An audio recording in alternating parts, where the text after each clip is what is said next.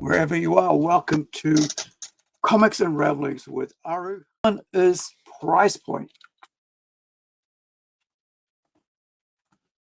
That's the price point. Number 4. This is number 4. Price point. Now, the point of a business is to make money, right? No matter what business it is. If it's not making money, you're going to end up bankrupt. You're going to have no employees. Your employees are going to leave. You know, and that can happen through like people jeopardizing whatever you're doing, as well as the fact that you're jeopardizing it by yourself. Like in my case, right?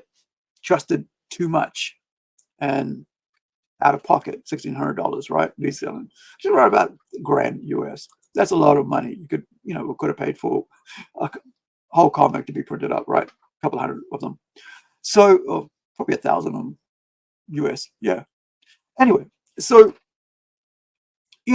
whatever you do, you got to be careful about prices. Now, when it comes to comics, you would have noticed, especially with the mainstream, Marvel, DC, especially with Marvel, DC, you will notice that the paper gets lighter and lighter each year, right? You'll notice that that they let me see if I've got one that's actually current, but is from Marvel, right? So yep, I've got a patch, Wolverine patch from Marvel, right? No, is there an open one? Oh, here we go. I've got Iron Fist. Now, this is a 399 book, right? Wait, is it to the point? It's a 399 book, and this is way back in. Gosh, when did it come out?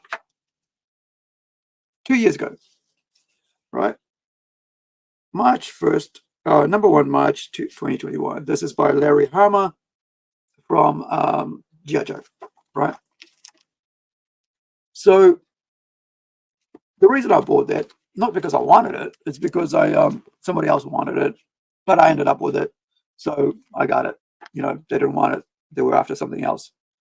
So now there was a time when you could like put you could on the black, you could actually put a thumbprint on, and ink would come off. I think it was about 2015 or something. It got really bad, and that was the Marvel comics, right? So you actually touched it, and it was thumbprints, so people didn't freaking touch the comics, right? I mean, me, I just basically, if I want to read it, I'll read it digital. The print one will go into the sleeve, right, and get put away. Now, this one here, 2021 is a bit better. It's not as thin as it got, and the glossy stuff, the left streaks and stuff, it was really bad. So with that price point at $399, what you get is like ads, right? This is US $399. So this book right now would be about $11. No, about $14 almost. So you can add a $10 to that for New Zealand costs on top, right? GST and all that, taxes, customs, whatever. But with these guys, what you get is ads, right? So the inner page over here, that's fine. Everybody's got to have the inner page, give you up-to-date information. So, but you got to add, and you're basically paying for ads, right? I want to make the reason I'm saying that is because I want to make a comparison as to what's the difference between indie and self-publishing, right? Another ad, full page even, right? Promoting you know, Stormbreaker is promoting another comic coming out, I guess, the next year, like comics artists. So here is, I guess, when they realize that they start better talk about the artists, right? So then you got Mike Hobson, you know, in memoriam. That's awesome, you know. Tom DeFalco wrote that. Now you got an ad for another book. Nobody minds that, you know. But this is like you know, go buy digital. You know, you can read it on digital. So now you got another page of ad promoting another book. And then, of course, what's coming next? Full page ad for it, and then ad, and then ad. Now, however, that's a Marvel book that you're paying $3.99 for. Now, that is a mainstream comic book to a T, right? Now, when you buy, and I'm comparing this to ours, when you buy a Rising Sun comic book, you get basically about, you know, let me see, about 2 pages of ads, because it's promoting just either the company books, right? Because that's just, you know, hey, you're part of the same company, let's you know, promote our books. So I choose what, for this one I chose which books I liked, the artwork and stuff, and which would work for, you know, which would be really cool, the stories I like to read. So I thought these, you know, these ones were really cool, right? Black Lotus Empire, go check it out on risingsuncomics.com. Henry, go check it out. Collapse, go check it out. Those three, I chose them specifically myself to put into my own comic book, right? So you can see here, this is semi-gloss, glass kind of semi-gloss comic book, but no ads, right? So because we can't compete on the price point kind of thing of, like, you know, $3.99, you know, we can sell our book for $3.99, but you don't get all those 6-7 pages of ads. You only get, like, you know, promoting other books that are part of the company. So you get, you know, go find out if you want to like it or not.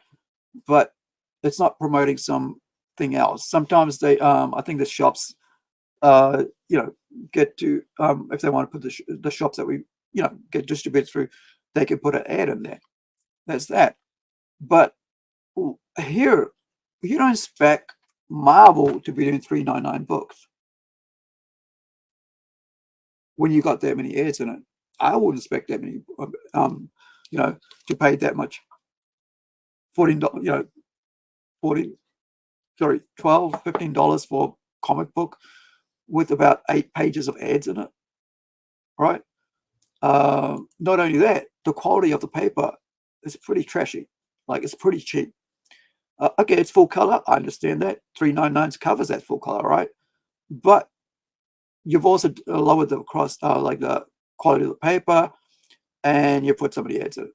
So with us, you know, if as an indie creator, and there's lots of us out here, there's thousands and thousands of us out here who are creating our own comic books, we can't compete on that whole, you know, that level of price points, right? Because we can do quality books for the same price they put 8 ads in it, 8 pages of ads in it, right? So, you know, indies got to think smart, and indies got to put out stuff, you know,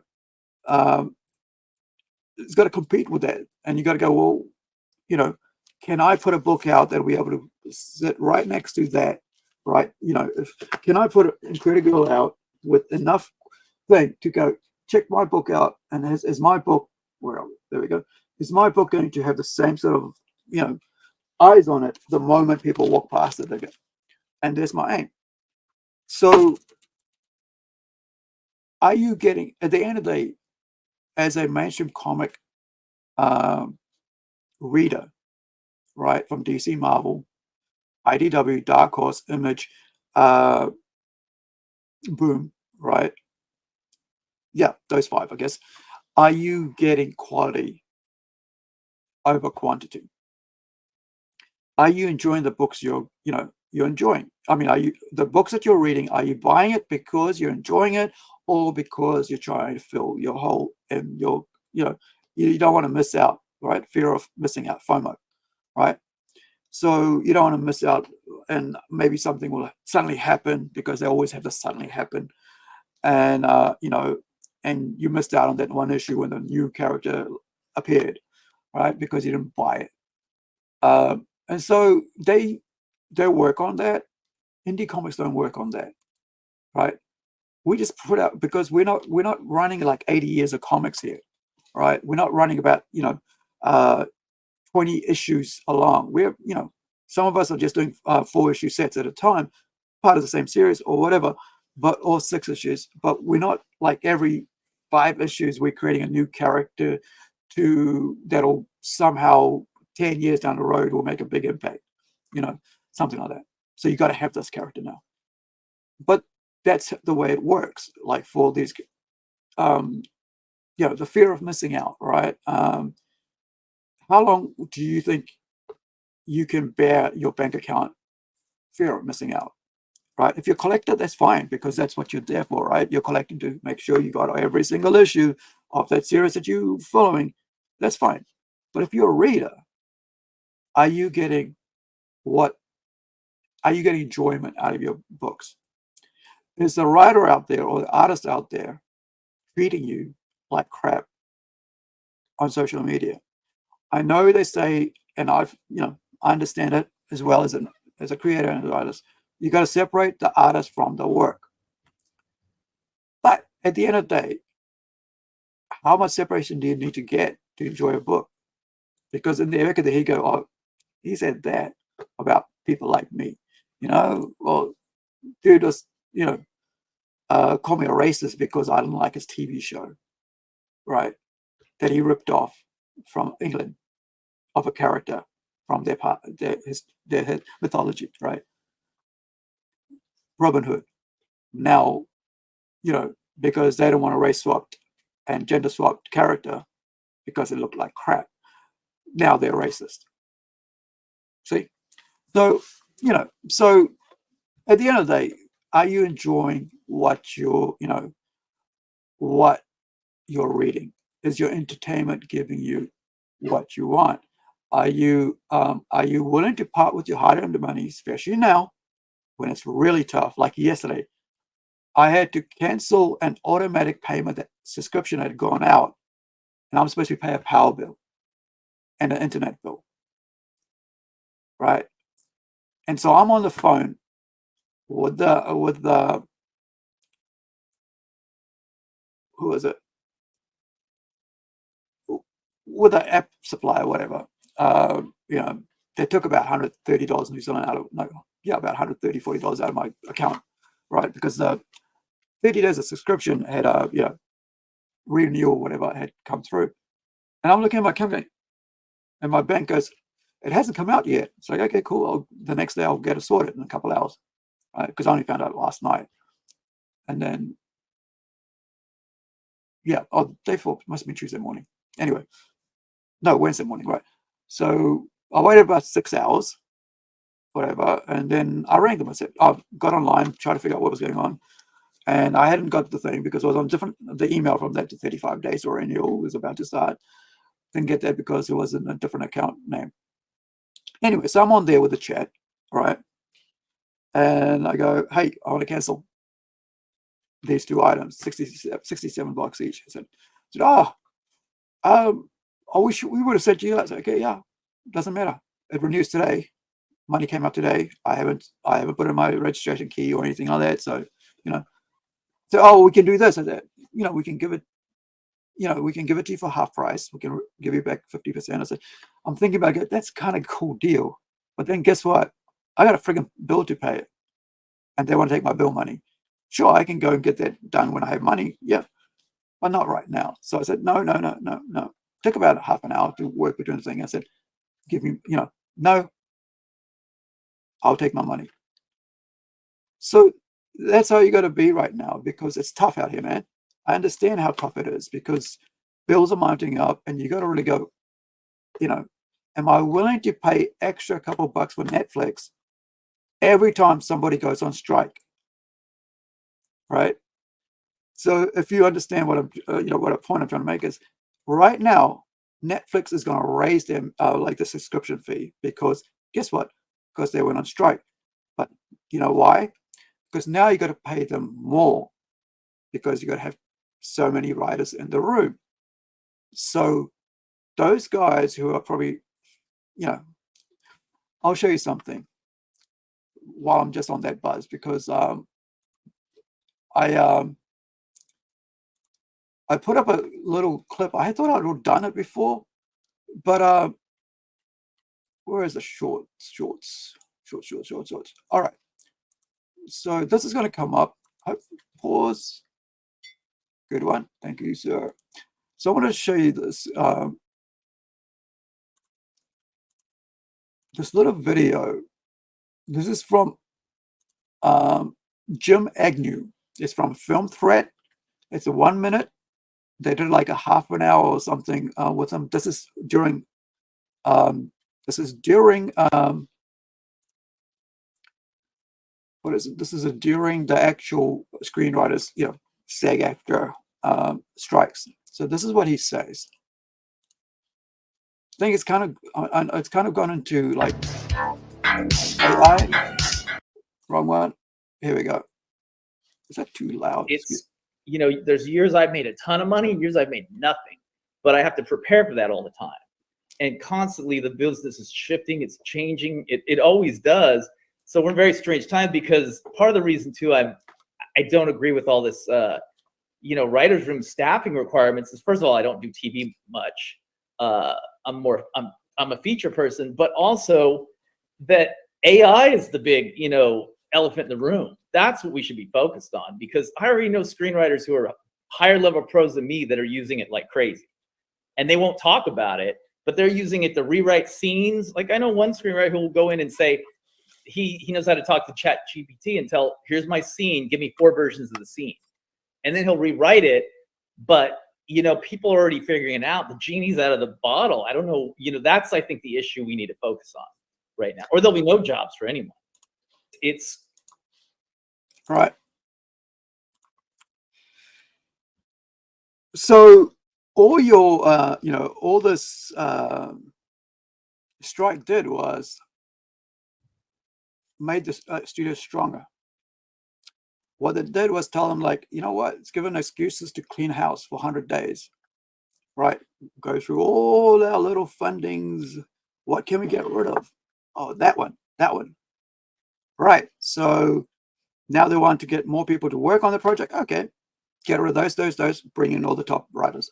Cool. But now I've got to pay them more. All right. One of the guys, his rate went up 50%. So he went from about 40 million to 90 million, like value, whatever, because he's now one of the top hires. And so when people,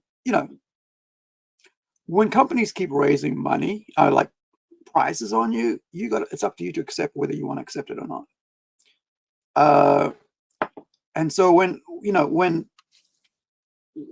Marvel and DC want to put $3.99 on it, you got to decide, well, why should I pay $3.99 or should I pay $3.99 for a book that has 8 pages of ads or 12 pages of ads in it, right? Which they already got paid for, right? So now they're making you pay for ads.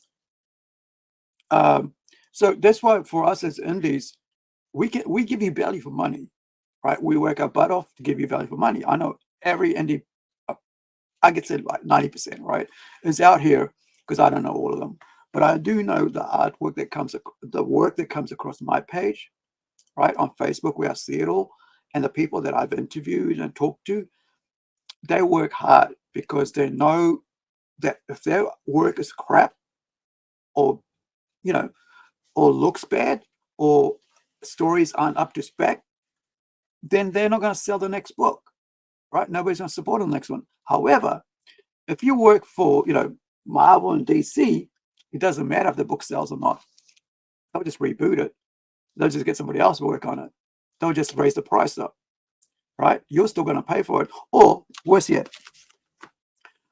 they'll put out 50, 10, 20 variants. Now, I ran into the problem with a Kickstarter, because I was trying to say, I want to promote the work of my guys, so let's put out all these covers.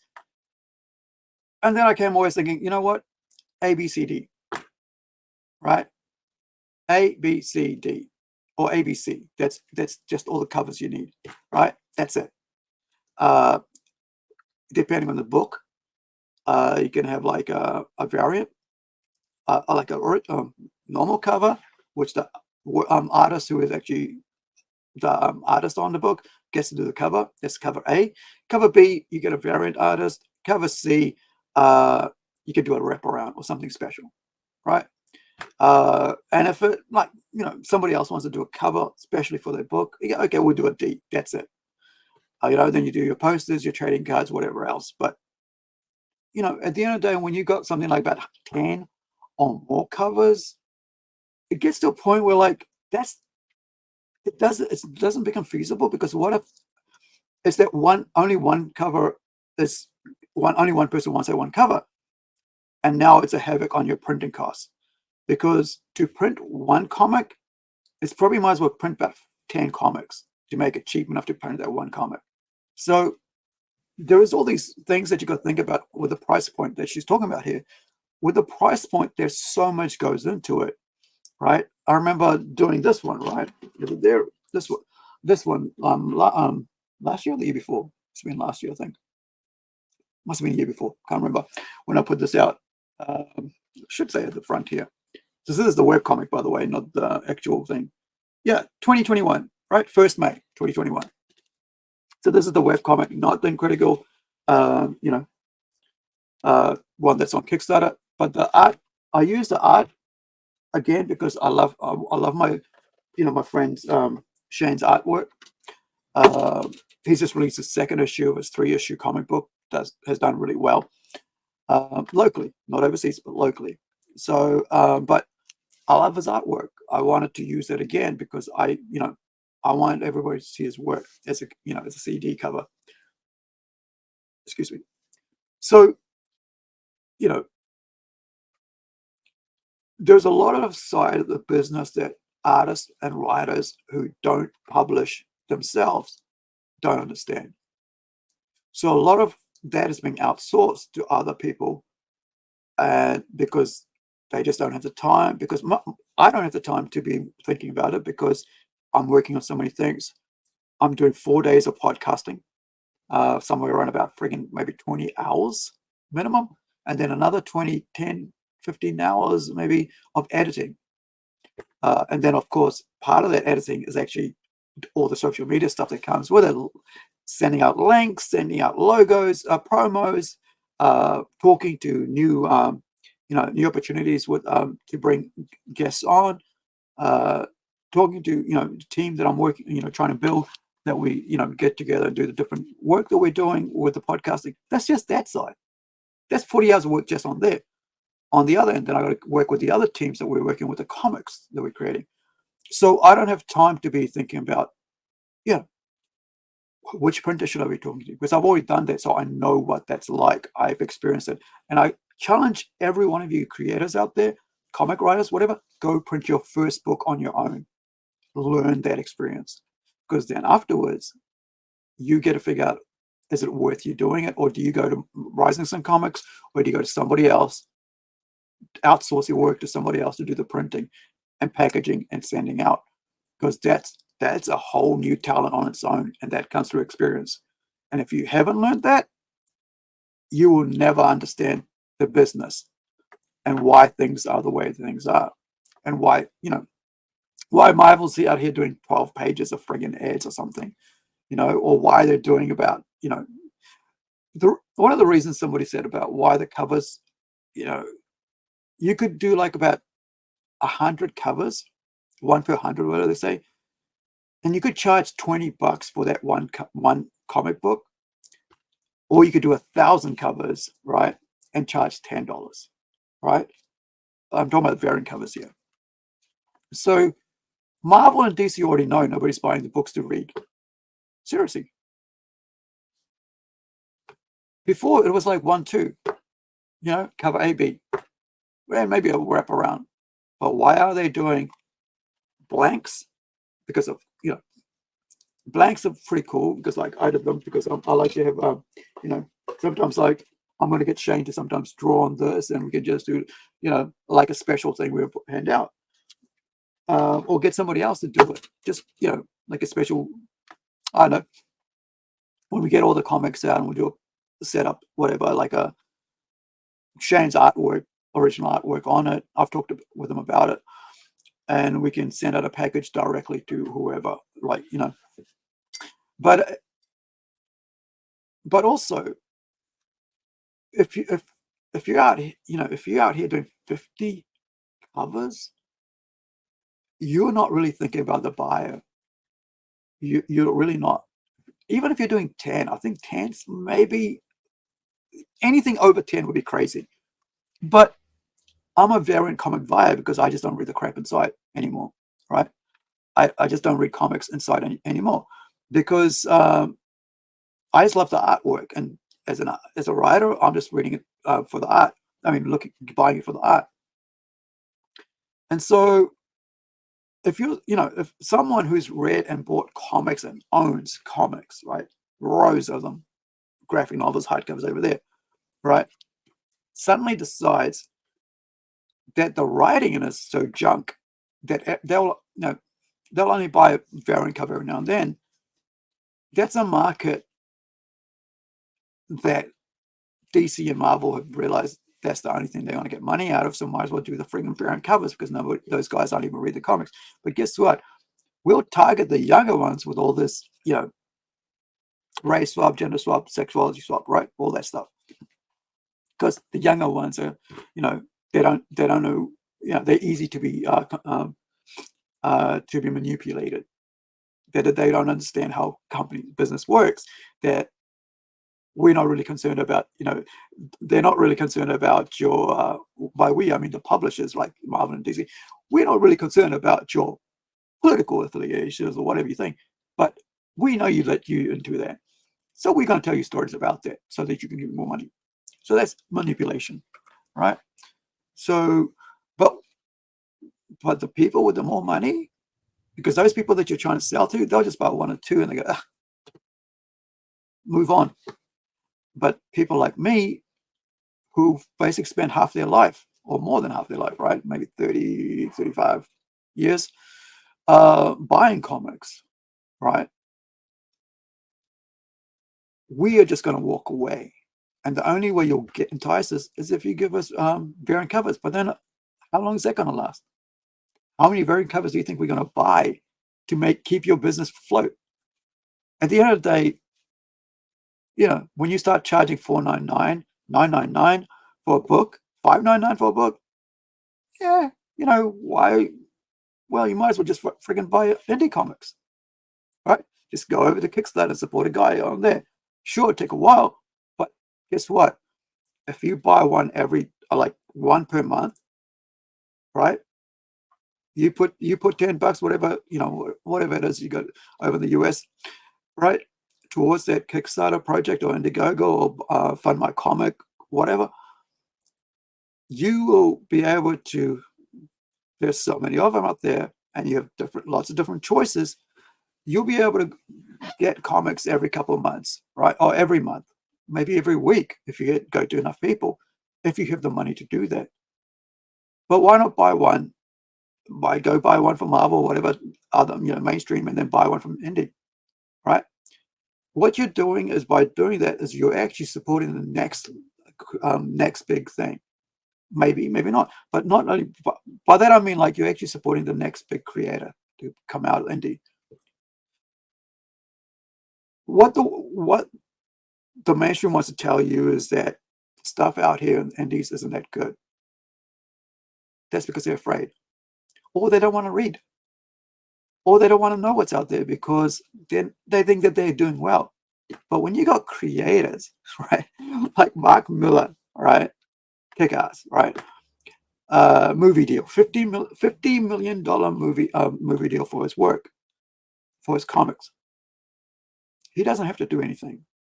He can just sit at home. But why is he worried about the comic industry? Because he loves the damn thing. Why is Gail talking about these things? Because she loves it as well. That's been her life. Why am I talking about it? Because it's been my life. It's been my number one constant in my life, along with number two, music, right? It's kind of like same thing. But, you know, when they started price gouging in this way, you just got to say, well, do I want to spend my money on them? But we don't say don't. Like Hawk said the other week, just go and support an indie book, right? Support one that's not in the stores. Support one that's out here online. That how do you think all these mangas are getting out there? Because people are getting told from each other's friends, go, hey, go check out that book. He's read that webcomic or something. You can be like that for us, right? You can say, oh, I've checked out Ari's book. I checked out Rising Sun. I checked out John Del Roz, or you checked out Tom Hutchinson, and all these other people, right? There's so many people I've interviewed. You can check it out. And we've got so many more who are doing great work. I look at their work and I go, oh, that's good work. I'd love to talk to them about it. I don't just interview anybody, right? I do ask anybody that on my list, and I go, let's see if they say yes or no. But I do want to bring on people who are hard workers, and the people we bring on the podcast are hard workers, and they do good work. Now, with that, I'll leave the price point one up out there. And the next one on the list is lack of distribution options.